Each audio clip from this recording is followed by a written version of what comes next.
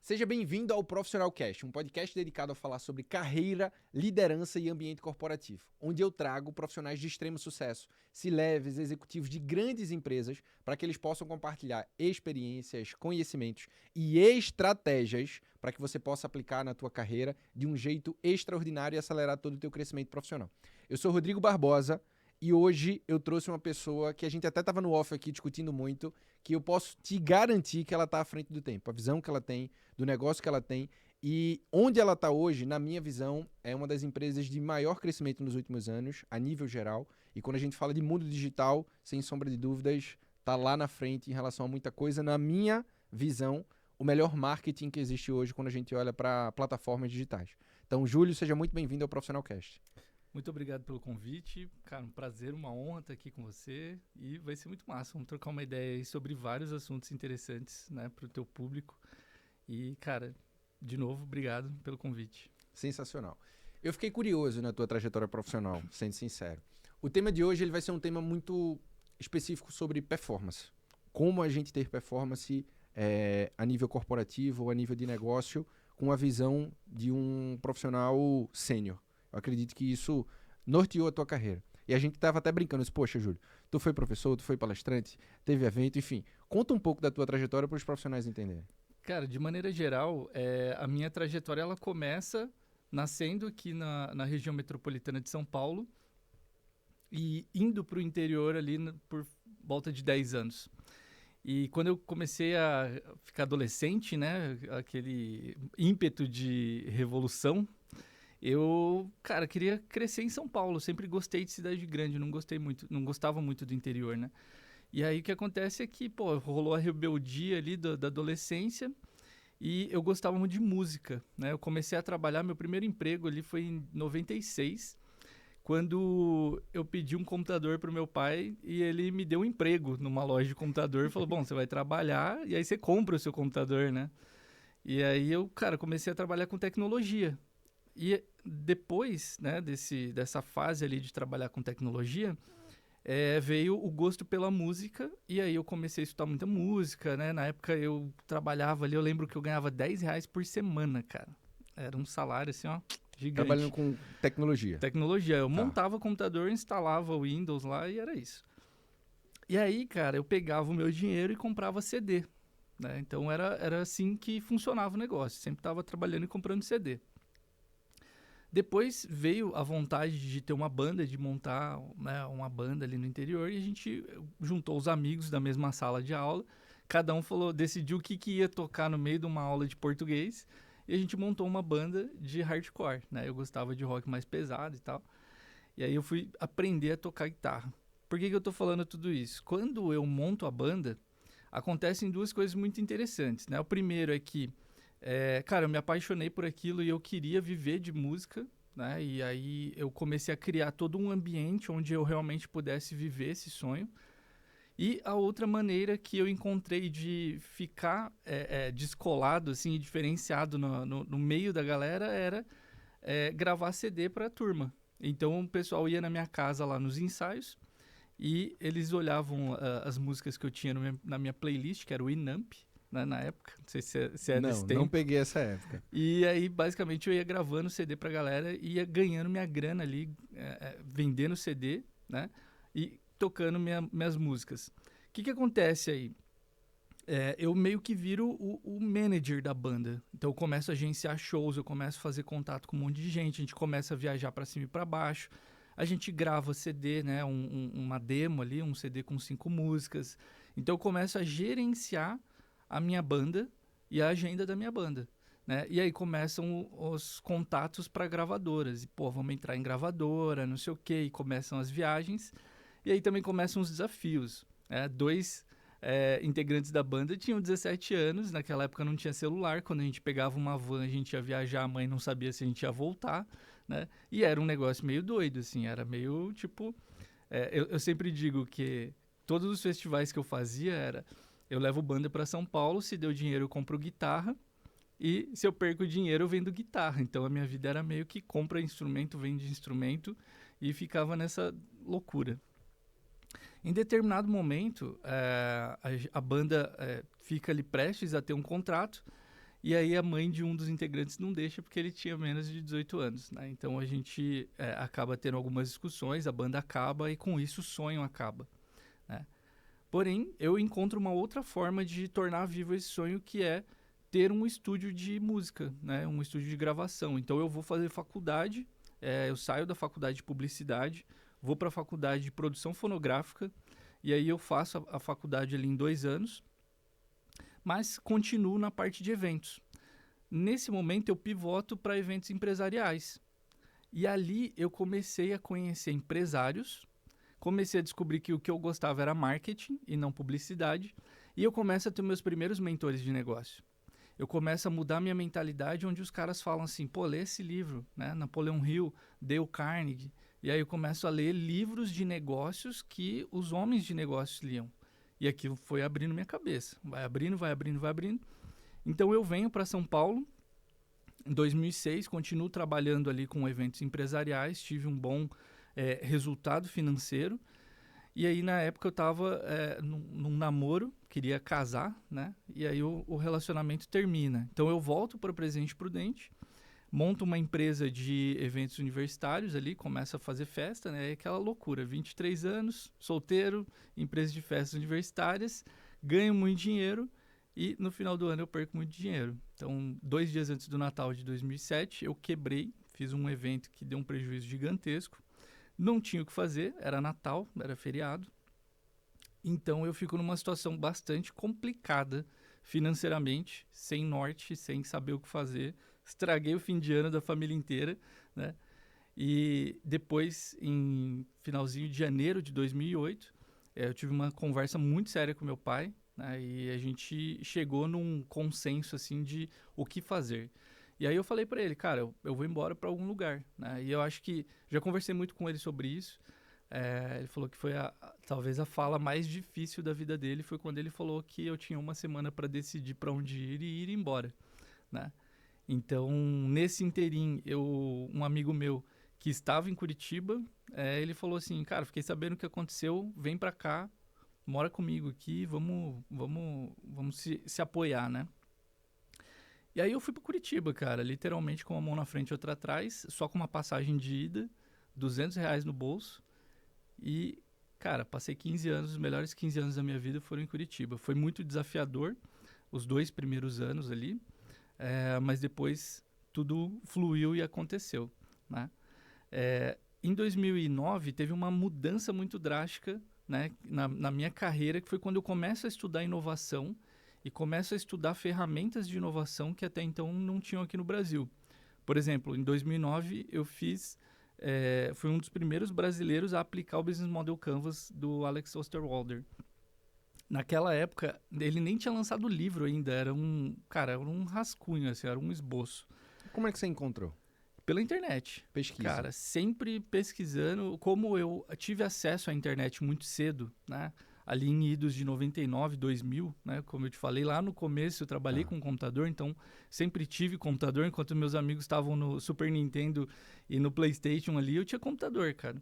Então, tava sempre mexendo com tecnologia, internet, fuçando alguma coisa, e aí tive acesso a um fórum de debates que tinha lá alguns materiais de inovação, incluindo uns rascunhos do que eram os primeiros protótipos ali do Canvas. E aí, nesse momento, eu começo a enxergar aquilo como algo muito promissor, como algo muito revolucionário, algo que estava muito à frente do tempo e que com certeza ia mudar tudo, né? A partir dali, eu começo a estudar o que vinha se chamar depois de startups, né? Começou um movimento primeiro sobre empreendedorismo, de 2009 a 2010. Muitas capas de revista falavam que o porquê ser empreendedor, o que era ser empreendedor, né? E depois veio um movimento de startup com empresas de tecnologia que mudou radicalmente o que a gente tem como conceito de administração. Meu pai é professor de administração, sei lá, há mais de 30 anos. E nos meus debates com ele sobre startup, ele fala assim, cara, isso aí foi criado para não dar certo, mas dá certo. É um paradoxo, né? Porque ele dá aula, inclusive, de TGA, né? De Teoria Geral de Administração. Ele fala, cara, TGA e startup são duas coisas que não conectam, mas ao mesmo tempo elas se conectam, né? Elas se complementam. Então eu comecei a embrionar, junto com um grupo de pessoas lá em Curitiba, o que veio a se tornar o ecossistema de Curitiba. Então em 2010 a gente fez o primeiro evento de startup, foi o primeiro Meetup Curitiba em outubro, primeira edição, e a segunda edição foi em dezembro de 2010. E foi muito interessante, porque nessa segunda edição a gente falou sobre o que fazer para ganhar dinheiro com a Copa em 2014. Então, o Brasil tinha acabado de ser anunciado como o vencedor para sediar a Copa de 2014. A gente chamou um vereador de Curitiba para apresentar o plano que a prefeitura e o governo do estado tinham desenvolvido para a cidade de Curitiba, para a Copa. Então, assim, tinha todas as oportunidades ali para o pessoal beber água limpa, né, e sair na frente para desenvolver algum tipo de negócio em Curitiba para se beneficiar com a Copa. O que acontece a partir daí é que eu fui para uma multinacional e para mim foi muito importante porque eu saí da noite, saí de eventos e fui para a parte de marketing. E me deu a estabilidade que eu precisava, né? A noite, ela é complexa, né? Você não tem ali uma estabilidade trabalhando na noite. E com essa estabilidade, pô, eu pude comprar minhas coisas, pude evoluir pessoalmente, né? Além de profissionalmente, eu pude evoluir pessoalmente. Entrei num MBA, então fiz um MBA em Marketing e Gestão de Negócios pela ESIC, que é uma universidade espanhola, mas que tem um campus lá em Curitiba. E ali fui desenvolvendo toda a minha carreira a partir disso. Então foram muitas mudanças, né? Mas que todas elas me ajudaram a construir quem eu sou como profissional. Ali em 2011, eu conheci o Érico Rocha, todas as estratégias ali de lançamento, de infoproduto, e me apaixonei por esse nicho. E eu tive uma grande sacada ali que foi, cara, se isso vem de curso, também vem de software, né? Então eu apliquei nos últimos 13 anos, basicamente, estratégias de infoproduto para vender software. Então minha carreira foi muito focada na área de startups, na área de tecnologia. Dei mentoria para muita gente dessa área, sempre buscando, né, o conhecimento ali das melhores estratégias de infoproduto para vender software. Em 2012, eu peço demissão dessa multinacional e eu vou dar consultoria. Aí eu resolvo que, cara, eu vou ajudar mais gente, eu vou dar palestra, eu vou dar treinamento e me jogo, cara, de cabeça, assim, sem paraquedas, né? Me joguei. E foi 5 anos ali, foram 5 anos muito interessantes, onde eu pude viajar o Brasil inteiro. Na época foi quando começou a fervilhar ali os eventos de startup no Brasil. Então tinha Startup Pirates, Startup Weekend, uma Hackathon série... já, Hã? já tinha o Hackathon? Cara, o Hackathon veio depois. Tá. Primeiro começou ali os embriões mesmo Tá. de eventos de o que era startup. Aí montava canvas, montava plano. Awareness ainda sobre o tema. Muito awareness, muito, cara. Tipo, a gente tá falando aí de 2013, 2014, então era muito embrionário mesmo o negócio. E aí, depois de 5 anos, cara, viajei o Brasil inteiro, dei mentoria para mais de 200 startups, ajudei muita gente, tanto lá em Curitiba quanto em outros lugares do Brasil. Vem um convite, né, do Diego Carmona para entrar como gerente de inovação da Lead Lovers, que é uma das maiores plataformas de automação de marketing do Brasil. Perdia na época ali mais para a RD Station, né? Não tinha muita concorrência no mercado.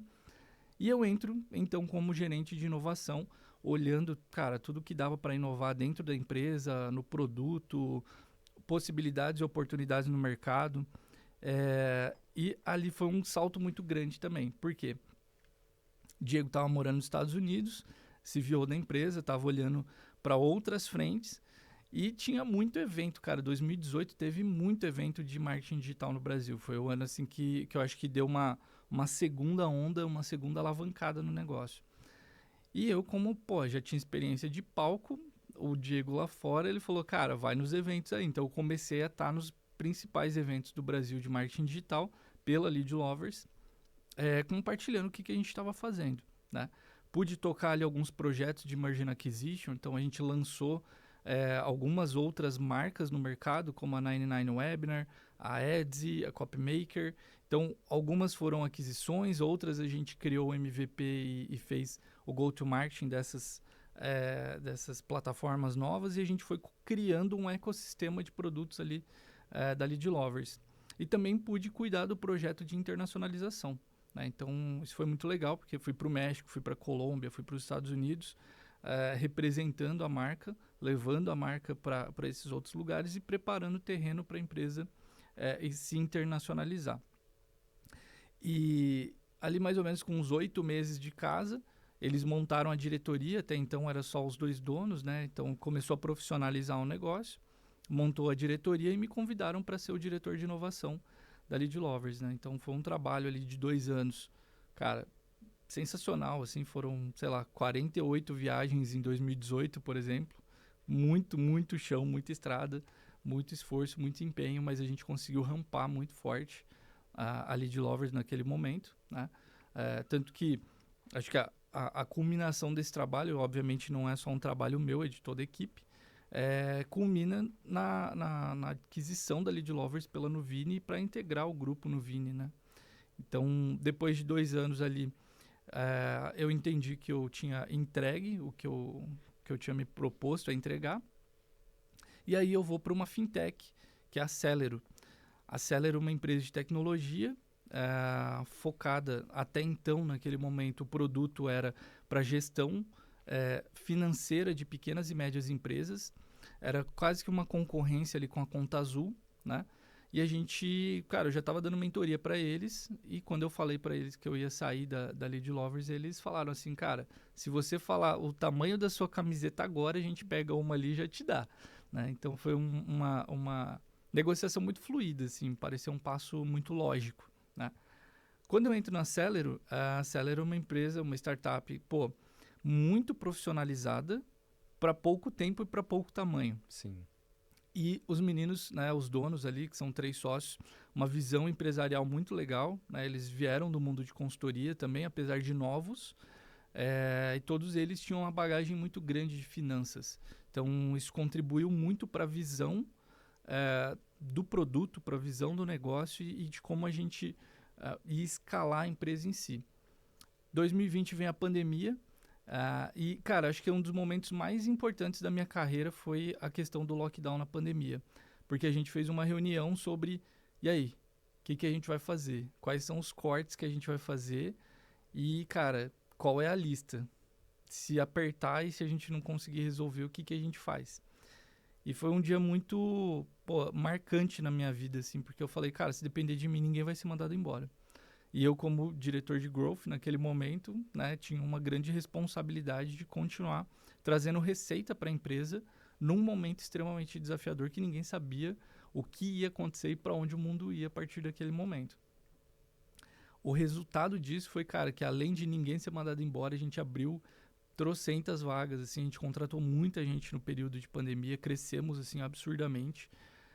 E a empresa, ela pôde, né, se posicionar no mercado de uma maneira a receber um investimento também bastante robusto.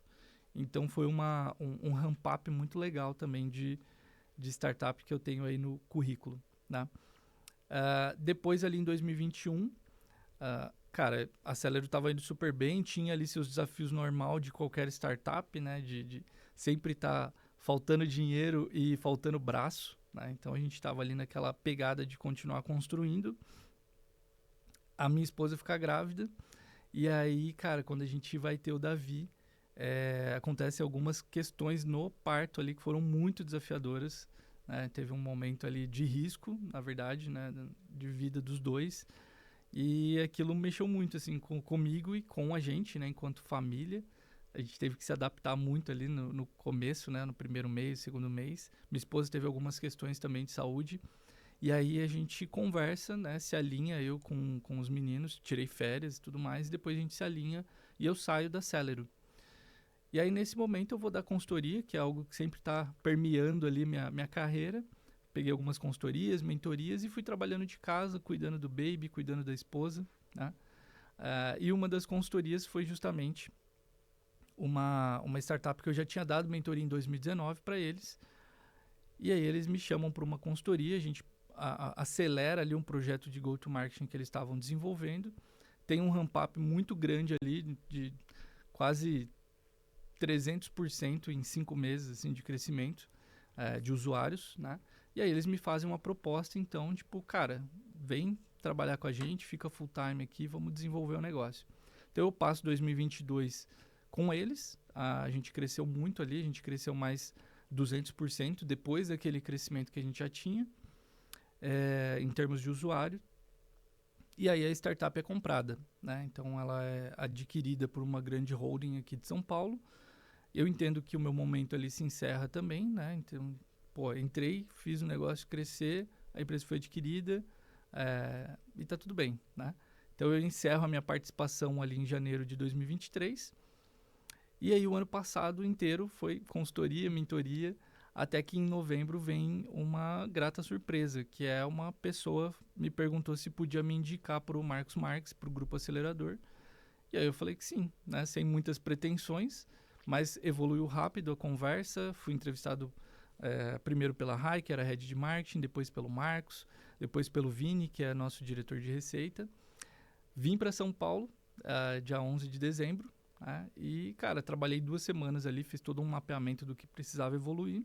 A gente conversou e deu match ali. Então, foi um grande presente de Natal aí, de Ano Novo, né? Então, eu mudo de Curitiba para Alphaville ali em meados de janeiro desse ano e assumo a cadeira de Head de Performance do Grupo Acelerador, né? Começo ali com uma equipe de 9 pessoas. Hoje a gente já está ali na média de 20 pessoas no time. E, cara, tem muita coisa legal acontecendo, né? Mas resumo um pouquinho aí da minha carreira, entre muitos altos e baixos, né? E muitas mudanças e pivotadas aí. O resumo é esse. Sensacional. A gente estava conversando aqui antes de gravar um pouco sobre quais seriam os fatores que você considera que foram importantes para essa tua aceleração, uma posição como essa que você está hoje, os movimentos que você fez na sua carreira. Se você fosse falar para mim, Rodrigo, essas foram as 3 principais habilidades que eu, Júlio, desenvolvi e que os profissionais que desenvolvem conseguem se destacar de um jeito mais rápido. Quais seriam essas 3 habilidades? Cara, acho que no geral ser apaixonado por pessoas e entender de pessoas. Ok. Parece óbvio, mas não é óbvio não isso, é né? nada óbvio, cara. Até que em 2018 eu fiz um curso de liderança e ali foi uma grande virada de chave para mim, porque lá veio uma distinção sobre ouvir para. O ouvir para, ele não é sobre ouvir para responder, é ouvir para entregar algo de valor. Ouvir para entregar algo que vai fazer a real diferença na vida da pessoa. Tu acredita que todos os C-levels que sentam aqui, todos, quando eu pergunto, às vezes ao vivo, às vezes no off, qual a principal característica que um líder nessa posição precisa ter? Todos ouvir. Uhum. Todos. É um padrão. Mas eu repito, parece óbvio, mas não é. E exige treino, Mas eu cara. gostei disso, ouvir para. Eu gostei disso. Ninguém tinha me falado ouvir para. E o para não é responder, né? Não, é para entregar algo. É realmente que vai fazer uma diferença e gerar um salto na vida da pessoa. E aí a gente conecta com... Cara, liderança não é sobre mim. Liderança é sobre o outro. É sobre eu acelerar a vida do outro, acelerar a carreira do outro, acelerar o desenvolvimento do outro. Perfeito. Primeira. Segunda habilidade. Cara, acho que segunda habilidade, eu vou puxar mais pro lado do marketing em si, mas eu acho que o que fez uma real diferença na minha vida foi, cara, ser apaixonado por funil, mano. Sabe? Entender jornada. Então, um conhecimento técnico sobre a área que você atua. Um conhecimento técnico, assim, e ser muito bom nisso, sabe? Tipo, realmente fazer um deep dive. Tem um caso interessante. No colegial, eu era um bom aluno até a 8ª série. Tá. No colegial, cara, Depois desmantelou? Desmantelou, assim, foi um negócio, desgringolou, foi ladeira abaixo. E eu tive uma discussão com meu pai uma vez nessa fase de adolescente, né? Porque, pô, ele é professor, né, cara? Então ele falou, cara, o que tá acontecendo? Né? Tipo, me conta, você era um bom aluno e tal. E eu falei pra ele assim, cara, eu não gosto desse conteúdo. Do dia que eu descobrir uma coisa que eu gosto, eu vou estudar. Aí, muitos anos depois, coisa de, sei lá, 15 anos depois, numa conversa, ele veio me visitar, ele falou, cara, lembra daquela discussão e tal? Não é que você estudou mesmo? Então, realmente, quando eu encontrei algo que eu queria, que eu gostava, eu me apaixonei por aquilo, eu me joguei de cabeça. Tá. Então, assim, eu li inúmeros livros, tenho uma biblioteca gigantesca na minha casa, fiz trocentos cursos, Acho que foram mais de 200 cursos aí nos últimos 10 anos. Tá. Mas é um deep dive naquilo que você realmente entende que vai fazer uma diferença na sua carreira técnica, assim, de maneira técnica. Liderança, desenvolvimento de conteúdo técnico, conhecimento. Terceiro. Cara, eu acho que o terceiro é a habilidade de criar possibilidades. Como assim? É um mantra pra mim, que é o e se. Tá. Então eu tô treinando o meu time hoje pra eles pensarem o e se. Ok. E se a gente fizer isso? E se a gente combinar isso com isso? Então é uma criação de possibilidades. E ele parte do e se. Ó, a minha visão, tá? Uhum. Porque, assim, o meu papel hoje, pra gente entrar no Rapó aqui, é acelerador de carreiras profissionais, Uhum. principalmente sêniors. Então, os profissionais que fazem acompanhamento comigo, participam de eventos, mentoria, enfim, 30 a mais. Geralmente posições mais altas. Pra tu tá muito óbvio isso, do e se. Uhum. E eu entendi, porque eu sou dessa linha também. Mas eu enxergo isso com uma visão muito estratégica, porque o teu e se tem que ter uma combinação, né, de inovação com visão estratégica aqui. Uhum. E eu percebi isso muito em você. Muito, muito, muito. Mas como é que você está treinando a tua equipe para isso? Como que eu tô treinando a minha equipe para isso? Primeiro, não ter respostas prontas. Aí eu vou trazer uma fala do Diego Carmona, uma discussão que a gente teve saudável, que quando eu mudei de 5 anos de consultoria para dentro da Lead Lovers, como consultor você tem que saber tudo. Você é pago para saber e para direcionar. Dar o caminho. Dar o caminho. E o Diego era um cara de teste. E aí a gente tinha alguns embates. Eu falava, cara, a gente tem que fazer isso. Ele falou, cara, a gente tem que testar. Você não sabe se vai dar certo. Então, quebrou um paradigma para mim essa questão de saber o que tem que fazer entre vamos testar, vamos validar, vamos fazer microtestes. E se a gente fizer isso? E se a gente fizer aquilo? Então, é o levantamento de hipóteses que gera novos caminhos. Tá. Fez sentido? Fez, total. Ok. Outra coisa que me chamou a atenção quando eu olhei tua trajetória, vi teu LinkedIn, vi a jornada, eu falei, cara, ele precisou fazer uma gestão de carreira com decisões difíceis aqui. Uhum. Então, essas movimentações, você contando a história não traduz o vale, né, que foram esses momentos. Como é que você foi fazendo a gestão da tua carreira e tomando as decisões? Quais eram os critérios que você levava em consideração? Cara, o principal critério que eu carrego até hoje é cada passo precisa estar alinhado a propósito. Eu nunca trabalhei em um lugar por dinheiro ou só pelo dinheiro. Sempre tinha um propósito, sempre tinha algo, né? Propósito, protagonismo e performance. Então, sempre tinha algum motivo para eu estar ali, sabe? E nessa minha vinda aqui para o Grupo Acelerador, num primeiro momento, cara, eu não tinha a menor perspectiva de mudar para São Paulo. Tava bem em Curitiba, pô, sou bem conhecido lá, meu nome é super bem conceituado na cidade, né? Tem bastante gente que me conhece o meu trabalho. Cara, quando eu entrei no avião, eu fechei os olhos assim, Deus falou comigo assim, ó, filho, você serviu tempo demais aí, eu preciso de você em outro lugar. E Abraão? Hã? A história de Abraão? Não sei, eu só senti isso. Eu não conheço muito bem a Bíblia, assim, Tá. mas, cara, veio isso pra mim e eu falei, cara, ok, vamos aí. Né? Então, eu venho pra cá com um propósito realmente de acelerar a empresa que conecta comigo, né? Que é o propósito do grupo. Há muitos anos você vem fazendo isso. Eu venho fazendo isso há muitos anos e agora eu tenho a oportunidade de fazer isso em larga escala, numa das maiores empresas do Brasil. Então, o Marcos fala sobre a gente ser intraempreendedor. Então, eu estou empreendendo com ele. Eu estou realizando meu propósito, realizando o propósito do Grupo Acelerador. Então, o fit, assim, foi, cara, sensacional. A oportunidade de ter time, de poder direcionar, de ter um budget, cara, gigantesco ali para gerenciar e testar coisas em volume, em velocidade. Eu nunca tive essa oportunidade nas outras startups, porque startup sempre está faltando dinheiro, sempre está faltando braço, sempre está faltando ferramenta, e ali não. Pô, ali tem tudo, então vamos para o campo, vamos colocar tudo isso em prática, né? Não que eu não tinha praticado antes, mas Sim. Eu tô tendo uma oportunidade de praticar em outro nível, Tá. saca? Agora a gente vai para essa parte mais estratégica de alocação de recursos, Uhum. por exemplo. Quando eu estava lá no marketing da AstraZeneca, as conversas que eu tinha com a alta direção era o seguinte: Rodrigo e equipe, time de marketing, vocês têm, ó, proporção, vocês têm 32 milhões para investir esse ano, me entrega 550. E a sequência era o seguinte: não tem porquê, não quero saber o como, eu quero saber o número. Uhum. E a gente tinha que se virar. Alocação de investimento, recurso, tudo. Como você acabou de falar, que tem disponibilidade de verba, mas lá atrás você não tinha disponibilidade de verba, e hoje você está numa posição de head de performance, como head de performance que você sempre foi ali. Seja inovação, seja growth, enfim, sempre teve conexão com performance. Vai mudando a nomenclatura do cargo. Sim.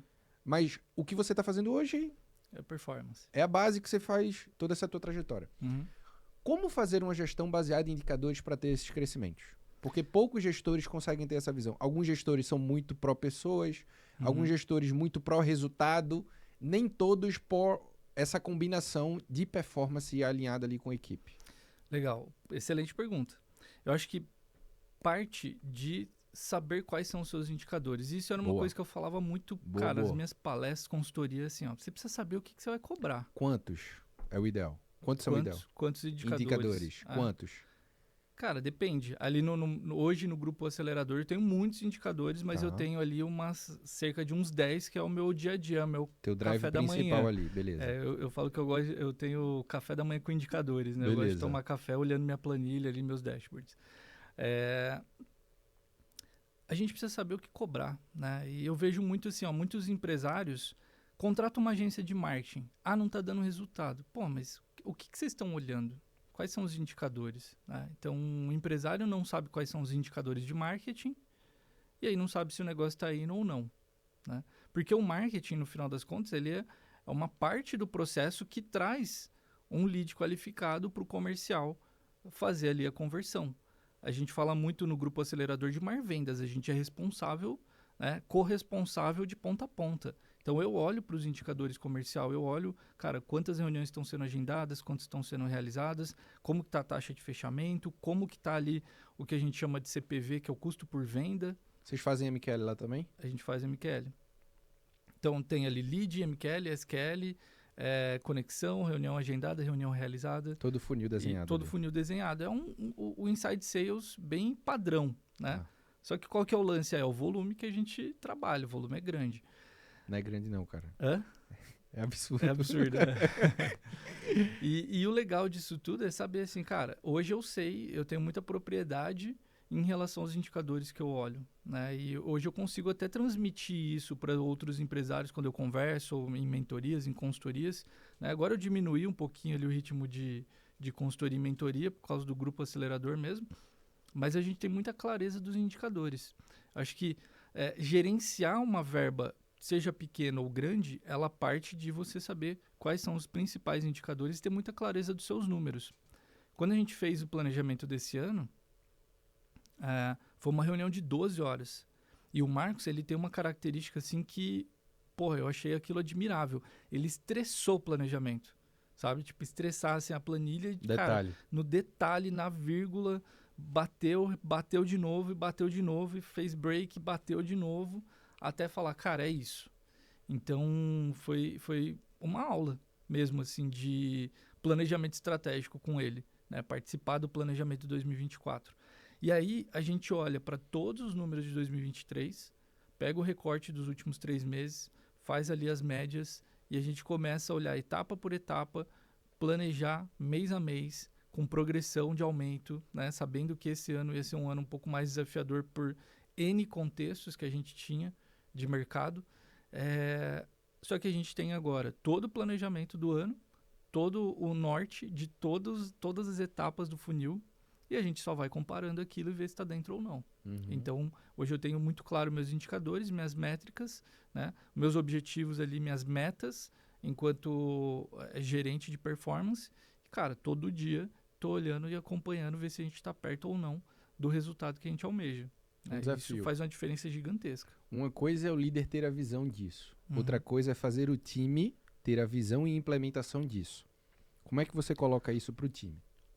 Cara, eu acho que para a gente poder tornar as pessoas corresponsáveis, a gente tem que ir dando responsabilidade para eles. Então, entra muito sobre delegação, né? Então, a gente vai delegando pequenas partes do processo, atualização da planilha, aí eu verifico, e depois eu consigo entender que a pessoa já criou o hábito ali de alimentar a planilha, de ser responsável por um indicador, de ser responsável por um KPI, e aí eles vão ganhando maturidade e responsabilidade em relação à gestão dos indicadores.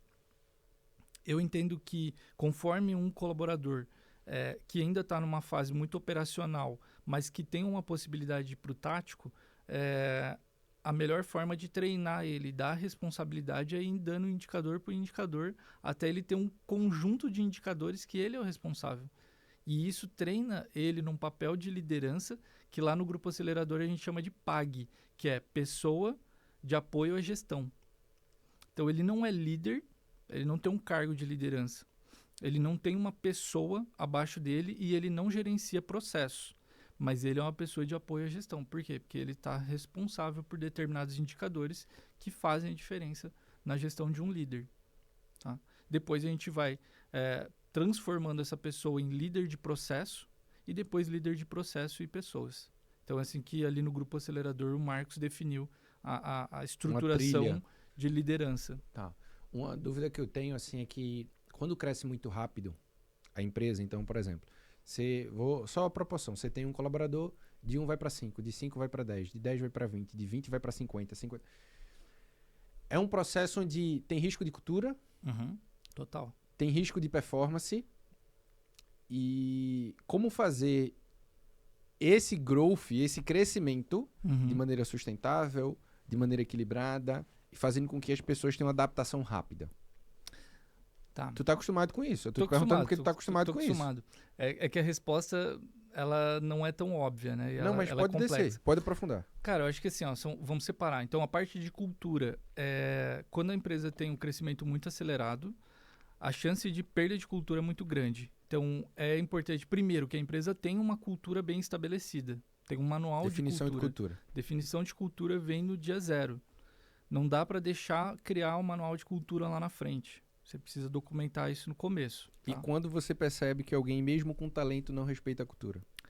Cara, aí é feedback e promover o cara pro mercado. Se não respeita a cultura, cara, não respeita a empresa. Se não respeita a empresa, não faz sentido estar ali. Tô em linha.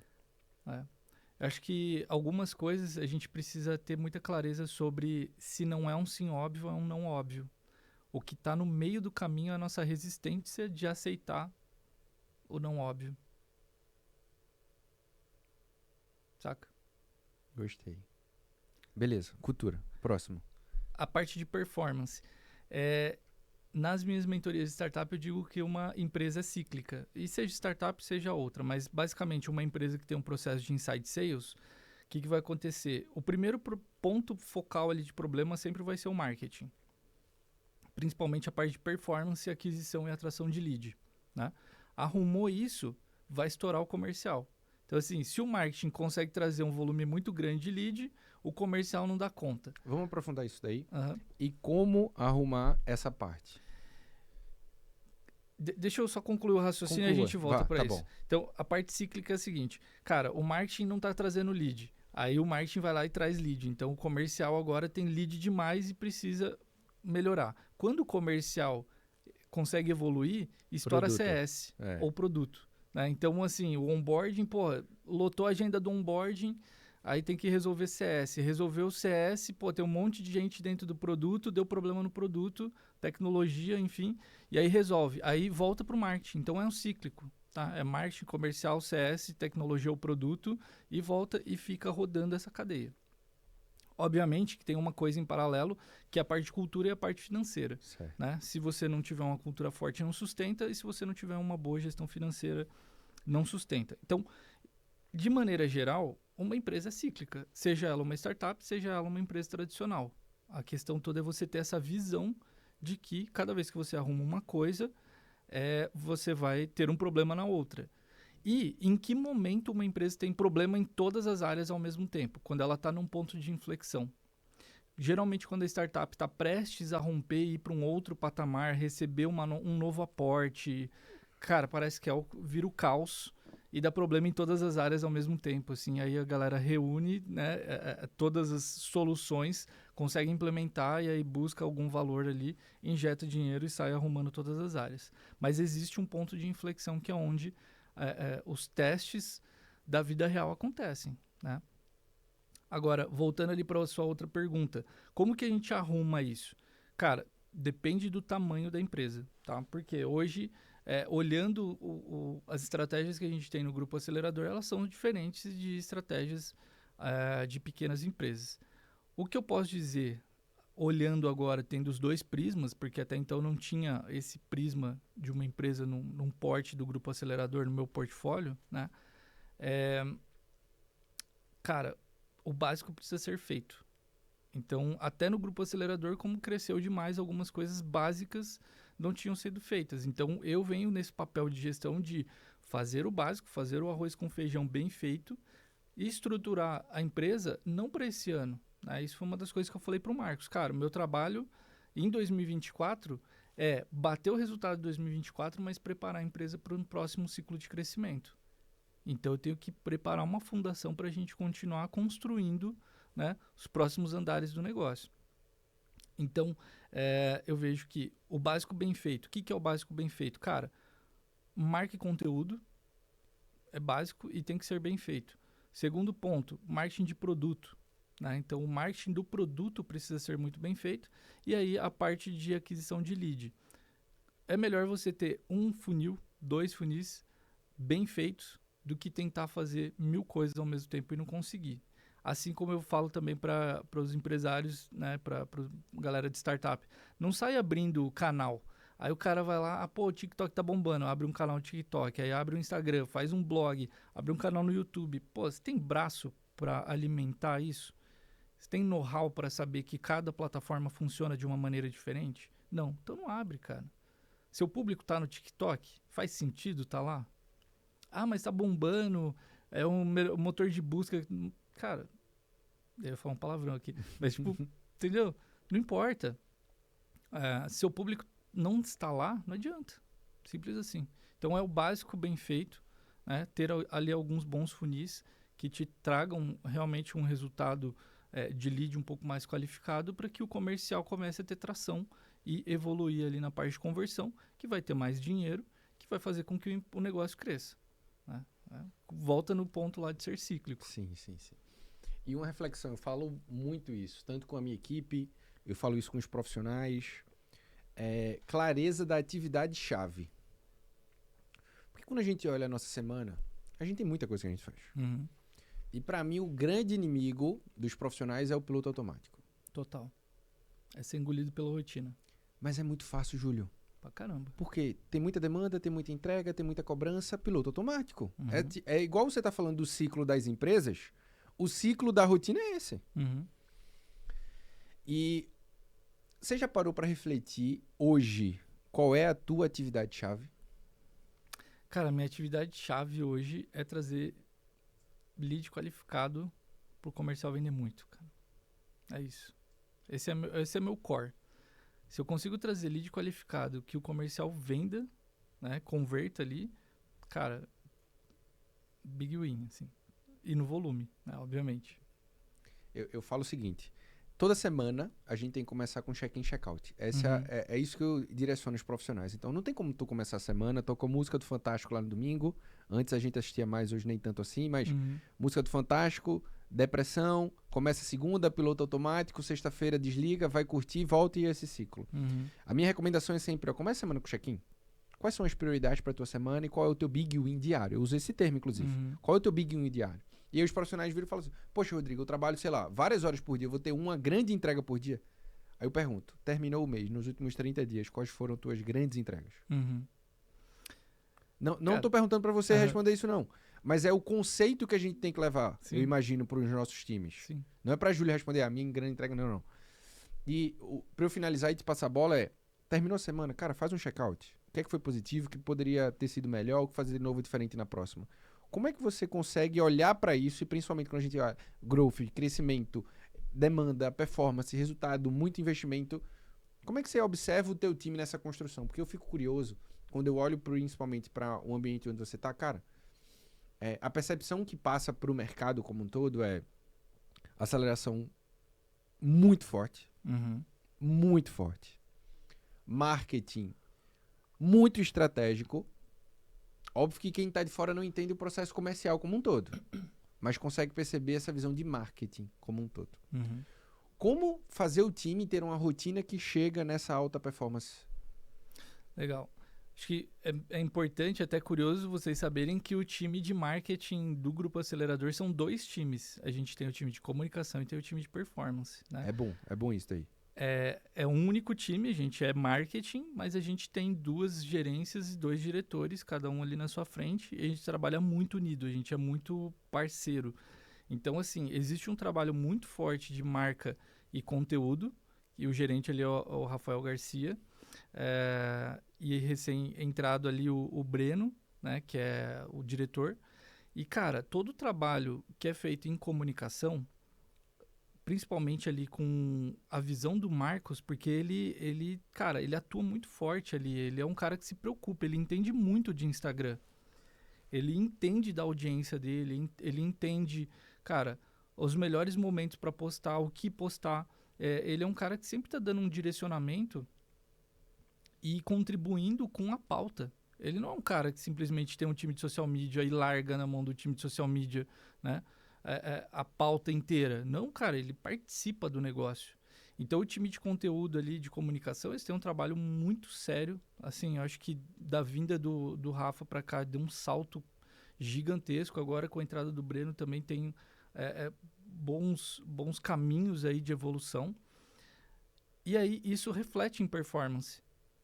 E uma coisa legal é que a gente tem testado muitas coisas, muitos temas no próprio Instagram do Marcos, através de automação de ManyChat, e depois a gente pega aquela microvalidação e usa em performance. Então a gente tem uma comunicação semanal em relação ao que está funcionando no orgânico para a gente testar no pago. Que a tendência Que é uma tendência... trazer escala. Se está funcionando ali, aqui, pode trazer escala. A chance é que dê boa aqui também. E aí dentro do time de performance... a gente estava falando ali sobre não ser engolido pela rotina, né? Então, cara, quando a gente traz essa bagagem de ter um outro time ali amparando também o nosso resultado aqui, a gente tem uma rotina hoje de reuniões de criação. Toda segunda-feira a gente tem a criação da semana, né? E a gente faz fechamento na sexta-feira, justamente sobre aquela ideia de startup, de ter o weekly, né, de ter a review, muito de modelo ágil, né, de metodologias ágeis. Então, eu trouxe isso pro time de performance, não tinha antes, então a gente entra nessa cultura, nessa mentalidade de ter um planejamento semanal. Eu tenho os projetos que eu quero entregar no mês, vou alocando isso na pauta do meu time ao longo das 4 semanas do mês e vou monitorando as entregas dentro da rotina deles. Então, por exemplo, hoje os gestores de tráfego ali, a gente tem 5 gestores de tráfego, é uma rotina pesada ali de otimização. São muitas campanhas, é muito orçamento, cara, tem que ficar olhando a vírgula, tem que, né, é dinheiro, então tem que ter uma baita de uma responsabilidade. Mas, em paralelo, eu tô puxando os caras para outros projetos. Tô jogando ferramenta na mão deles, falo, cara, testa essa ferramenta aí, vê o que acontece, se vale a pena a gente incorporar aqui no nosso stack. Então eu tô passando algumas responsabilidades para eles, de maneira que eles se tornem produtivos e não sejam engolidos pela rotina. Então, cabe ao líder também dar projetos paralelos e mensurar ali, medir se os colaboradores estão conseguindo entregar a rotina e também parte desses outros projetos para que eles não sejam engolidos no final do dia ali e falar, o que eu fiz hoje? Só fiz o que tinha que fazer, né? Então ele vai lá e consegue entregar algo diferente do que está na rotina dele, ele vai evoluindo e acomodando tarefas ali ao longo do seu dia, de maneira que ele saia daquela rotina mesmo, sabe? Que a gente falou ali antes de, o cara acorda na segunda-feira, acabou a sexta, né? Então eu tô tirando o meu time desse padrão de rotina. Tá. Se tu percebeu, os principais tópicos que a gente vem falando aqui têm a ver com as 3 habilidades: liderança, conhecimento e o aspecto de inovação e estratégia. Para eu finalizar aqui com uma pergunta de liderança. Time em rápido crescimento, novas contratações. É um grande desafio achar talento. É um grande desafio achar talento. Primeiro, qual é a tua visão, Júlio, de como ir atrás desses talentos e como é que você equilibra isso com os níveis diferentes dentro do negócio? Porque, assim, óbvio que tem empresa que só contrata profissional sênior, tem empresa que só contrata profissional júnior, tem empresa que contrata profissional pleno, enfim. E como eu tenho essa experiência, recrutamento e seleção, nos últimos 3 anos, enfim, eu entrevistei mais de 1.000 pessoas, fazendo para o meu negócio e para outros negócios como consultor também. E é muito difícil encontrar bons profissionais, né? Eu estou escrevendo um livro que é o profissional que as empresas precisam. Quando eu converso com heads, diretores, todos falam, cara, é difícil encontrar profissional. É difícil o profissional entender quem a gente precisa. Qual é a tua visão sobre isso e como é que vocês têm conseguido fazer essa aceleração de resultado, mas também de time? Legal. Vou puxar primeiro para minha visão, tá? Eu acho que todo bom gestor ele tem que ter muita clareza sobre os níveis. Então, o que é um júnior? O júnior você vai ter que falar para ele o que você tem que fazer, você vai ter que ficar dando feedback, você vai ter que ficar orientando. Então, se você vai por um júnior, saiba que você vai ter que gastar mais tempo e energia com essa pessoa. Se você vai para um pleno, para mim, o que é um profissional pleno? Ele tem a plena capacidade de exercer aquela função, sem eu precisar ficar falando que ele tem que fazer isso ou aquilo, e ele já consegue minimamente se autogerenciar. E o que é o sênior? É o cara que não só sabe o que tem que fazer, mas fala o que tem que fazer. Então ele já começa a dar alguns nortes, ele já tem uma visão um pouquinho mais estratégica, ele tem total domínio sobre aquela habilidade que precisa e requer para executar bem uma função. Beleza, a partir daí, quando eu vou abrir uma vaga, eu tenho que ter essa clareza sobre, cara, aqui cabe um júnior, um pleno ou um sênior. Eu preciso de um sênior, mas eu não tenho budget para um sênior. Beleza, então eu consigo procurar alguém que esteja numa posição de pleno para sênior, um cara que já está com o pezinho ali, que já começou essa trajetória de subir para o próximo degrau. Cabe, então vamos atrás dessa pessoa. E aí, eu sou um cara que, assim, já errei, obviamente, em contratação, não tem como, né? A gente aprende muito no erro e no acerto. Ultimamente, eu tenho acertado muito mais do que errado, né? Isso é o que o tempo também nos proporciona. E também, cara, já entrevistei, sei lá, não entrevistei mais de 1.000 pessoas, mas algumas centenas aí eu já entrevistei. Eu sou um cara muito de perceber o que não está sendo dito. Então eu faço perguntas às vezes não muito ortodoxas ali, eu quero saber da vida da pessoa, do contexto familiar. Para mim importa muito. Revela muito, né? Revela muito, tipo, com quem que ela mora, o que ela gosta, o que ela faz fora do horário de trabalho. Então às vezes eu vou muito por um caminho de, cara, tentar entender qual que é o contexto da pessoa, porque isso já me diz muito sobre as decisões dela também. Principalmente contexto familiar, né? Em 2010 eu fiz uma formação de constelação familiar, então eu olho muito para isso, cara. Sim. Sempre olho muito pro ser humano e pro contexto dele.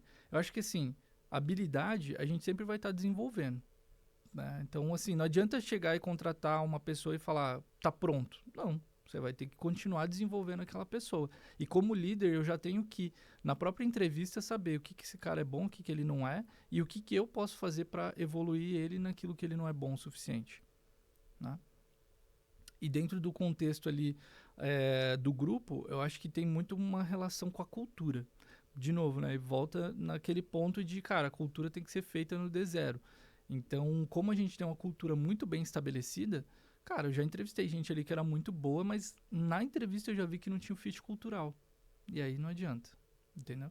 Por quê? Porque vai dar problema. Se você já não tem um fit cultural na entrevista, na execução ali no campo de batalha, cara, tá enrolado. Então, é importante trazer uma pessoa que tenha... primeiro, você ter o conceito de em que momento de carreira essa pessoa tá, e a vaga que você tem, né? Tem o fit ali com isso? Tem, beleza. O segundo ponto é a cultura. Tem fit com a cultura? Tem. Cara, vamos pro campo de batalha.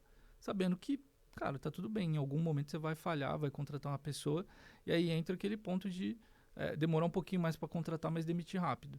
né? Então, esse ano mesmo passei por uma situação, cara, trouxe uma pessoa muito bom tecnicamente, né? Tinha ali alguns ajustes, pô, com a cultura não deu fit 100%.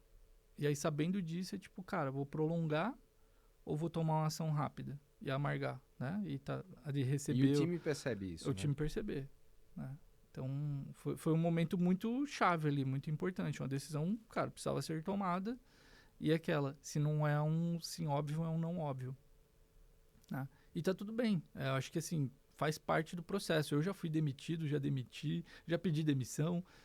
É o mundo corporativo. É o mundo corporativo, funciona né? assim. Na vida real. Funciona assim. Pra gente finalizando aqui, eu imagino que quem tá ouvindo a gente consegue trazer vários insights a nível de liderança e gestão, por aquilo que você trouxe. Eu imagino que profissionais em posições mais altas, a questão da visão de longo prazo, eu acho que isso é uma característica muito forte tua. Visão a longo prazo, perceber tendências, identificar pontos cegos ou de oportunidade que talvez no mercado que você atua ainda não esteja tão presente. Mas se você fosse dar um direcionamento para quem quer assumir posições mais estratégicas, qual seria o principal conselho que você daria para quem quer assumir posições estratégicas? Cara, eu acho que o principal conselho é você ter repertório. Cara, repertório e saber mesclar repertório.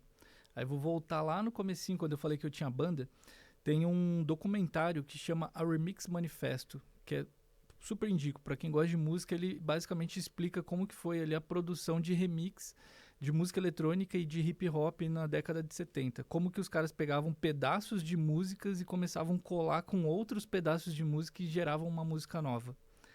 E ali eu entendi que o meu processo criativo, o meu processo de inovação, não é sobre ter uma grande sacada publicitária como o Pipoca com Guaraná, por exemplo.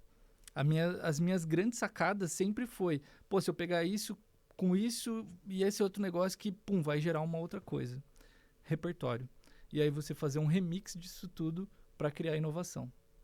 Então, acho que esse é meu grande conselho para quem quer uma posição estratégica hoje, ter repertório. Estou reflexivo sobre isso, porque muitas vezes a gente quer acertar as próximas tendências. Mas se a gente olhar para trás e ver as tendências que já funcionaram e a gente combinar, talvez a gente possa inovar com mais assertividade, né? Com certeza. Cara, obrigado. Sensacional esse episódio aqui.